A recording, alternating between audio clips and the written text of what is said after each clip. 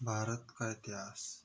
उत्तर में हिमालय से लेकर दक्षिण में समुद्र तक फैला यह उपमहाद्वीप भारतवर्ष के नाम से ज्ञात है। इसे महाकाव्य तथा पुराणों में भारतवर्ष अर्थात भारत का देश तथा यहाँ के निवासियों को भारतीय अर्थात भारत की संतान कहा गया है। यूनानियों ने भारत को इंडिया तथा मध्यकालीन मुस्लिम इतिहास ने और हिंदुस्तान के नाम से संबोधित किया है। भारतीय इतिहास को अध्ययन की सुविधा के लिए 3 भागों में बांटा गया है: प्राचीन भारत, मध्यकालीन भारत एवं आधुनिक भारत। प्राचीन भारत। प्राचीन भारत इतिहास के स्रोत। प्राचीन भारत इतिहास के विषय में जानकारी मुख्यतः चार स्रोतों से प्राप्त होती है। नंबर 1 धर्म ग्रंथ, नंबर 2 ऐतिहासिक ग्रंथ, नंबर 3 विदेशियों का विवरण, नंबर 4 पुरातत्व संबंधी साक्ष्य। धर्म ग्रंथ एवं ऐतिहासिक ग्रंथ से मिलने वाली महत्वपूर्ण जानकारी। भारत का सर्वप्राचीन धर्म ग्रंथ वेद है, जिसके संकलनकर्ता महर्षि कृष्णद्वैपायन वेद व्यास को माना जाता है। वेद वसुधैव कुटुम्बकम का उपदेश देता है। भारतीय परंपरा वेदों को नित्य तथा अपूर्वशय मानती है। वेद 4 हैं: ऋग्वेद, यजुर्वेद, सामवेद एवं अथर्ववेद। इन 4 वेदों को संहिता कहा जाता है। ऋग्वेद के क्रमबद्ध ज्ञान के संग्रह को ऋग्वेद कहा जाता है। इसमें 10 मंडल, 1028 सूक्त, बाल खिल पाठ के 11 सूक्तों सहित एवं 10,462 ऋचाएँ हैं। इस वेद की ऋचाओं के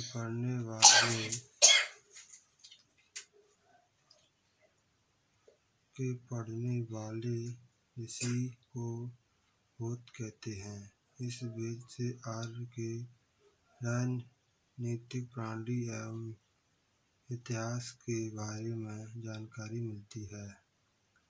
विश्वामित्र द्वारा रचित ऋग्वेद के 3 मंडल में सूर्य देवता सावित्री को समर्पित प्रसिद्ध गायत्री मंत्र के मंत्र है। इसके 9वें मंडल में देवता सोम का उल्लेख है। इसके 8वें मंडल की हस्तलिखित ऋचाओं को खिल कहा जाता है। चातुर्वर्ण्य समाज की कल्पना का आदि स्रोत ऋग्वेद के 10वें मंडल में वर्णित पुरुष सूक्त है, जिसके अनुसार 4 वर्ण ब्राह्मण, क्षत्रिय, वैश्य तथा शूद्र आदि पुरुष ब्रह्मा के क्रमशः मुख, भुजाओं, जंघाओं और चरणों से उत्पन्न हुए। 9 धर्म सूत्र 4 प्रमुख जातियों की स्थितियों, व्यवसायों, दायित्वों, कर्तव्यों तथा विशेषाधिकारों में स्पष्ट विभेद करता है। ईसा पूर्व एवं ईसवी वर्तमान में प्रचलित ग्रेगोरियन कैलेंडर, ईसाई कैलेंडर, जूलियन कैलेंडर, ईसाई धर्मगुरु ईसा मसीह के नाम वर्ष कल्पित पर आधारित है। ईसा मसीह के नाम के पहले के समय को ईसा पूर्व BC, before the birth of Jesus कहा जाता है। ईसा पूर्व में वर्षों की गिनती उल्टी दिशा में होती है, जैसे महात्मा बुद्ध का जन्म 563 ईसा पूर्व में हुई एवं मृत्यु 483 ईसा पूर्व में हुआ। यानी ईसा मसीह के जन्म के 563 वर्ष पूर्व महात्मा बुद्ध का जन्म एवं 483 वर्ष पूर्व मृत्यु हुई। ईसा मसीह की जन्म तिथि से आरंभ हुआ सन ईसवी सन कहलाता है। इसके लिए संक्षेप में लिखा जाता है। ई को लैटिन भाषा के शब्द एडी में लिखा जाता है। एडी यानी एनो डोमिनी, जिसका शब्द अर्थ है इन द ईयर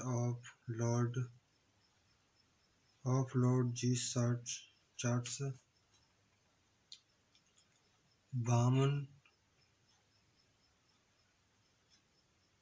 वामनावतार के 3 पगों के आख्यान का प्राचीनतम स्रोत ऋग्वेद है। ऋग्वेद में इंद्र के लिए 250 तथा अग्नि के लिए 200 ऋचाओं की रचना की गई है। नोट: प्राचीन इतिहास के साधन के रूप में वैदिक साहित्य में ऋग्वेद के बाद शतपथ ब्राह्मण को स्थान है। यजुर्वेद सस्वर पाठ के लिए मंत्रों तथा बलि के समय अनुपालन के लिए नियमों का संकलन यजुर्वेद कहलाता है। इसके पाठकर्ता को अथर्ववेद अधुर कहते हैं। यजुर्वेदों में यज्ञों के नियमों एवं विधि विधानों का संकलन मिलता है। यह एक ऐसा वेद है जो गद्य एवं पद्य दोनों में है। सामवेद। साम का शाब्दिक अर्थ है गान। इस वेद में मुख्यतः यज्ञों अवसर पर गाए जाने वाले ऋचाओं मंत्रों का संकलन है। इस पाठकर्ताओं को उद्दालक कहते हैं। इसे भारतीय संगीत का जनक कहा जाता है। यजुर्वेद तथा सामवेद में किसी भी विशिष्ट ऐतिहासिक घटना का वर्णन नहीं मिलता। अथर्ववेद। अथर्व ऋषि द्वारा रचित इस वेद में कुल 431 मंत्र का लगभग 6000 पद हैं।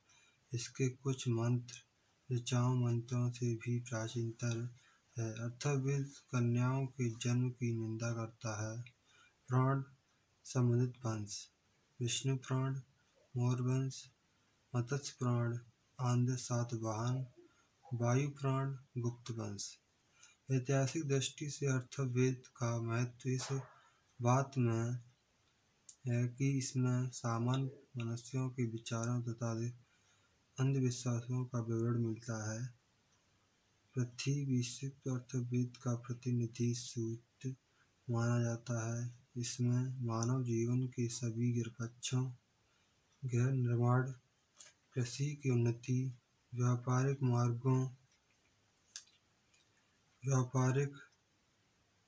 मार्गों का गहन खोज, रोग निवारण, सामान्य विवाह तथा प्रणय गीतों, राजभक्ति, राज का चुनाव, बहुत से वनस्पति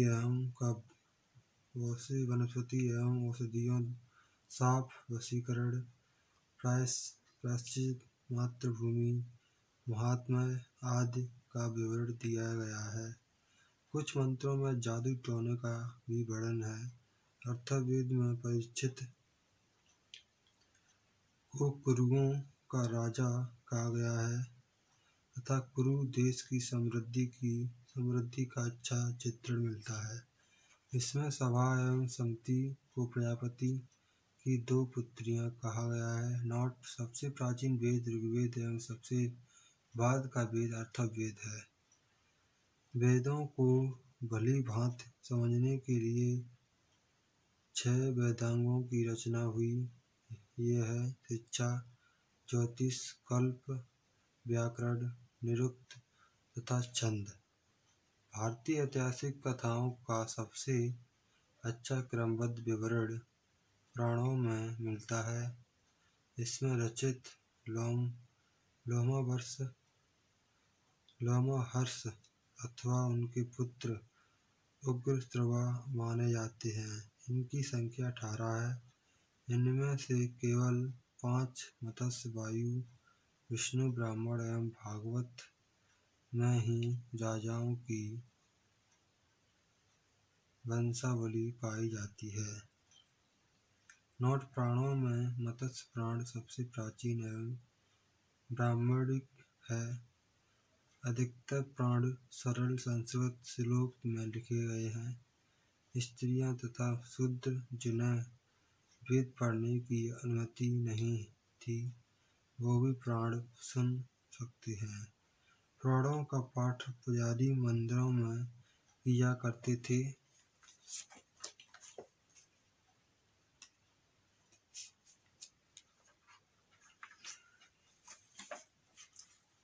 स्त्री की सर्वाधिक गिरी हुई स्थिति मित्रयनी संहिता से प्राप्त होती है, जिसमें जुआ और शराब की भांति स्त्री का वो पुरुष का तीसरा मुख्य दोष बताया गया है।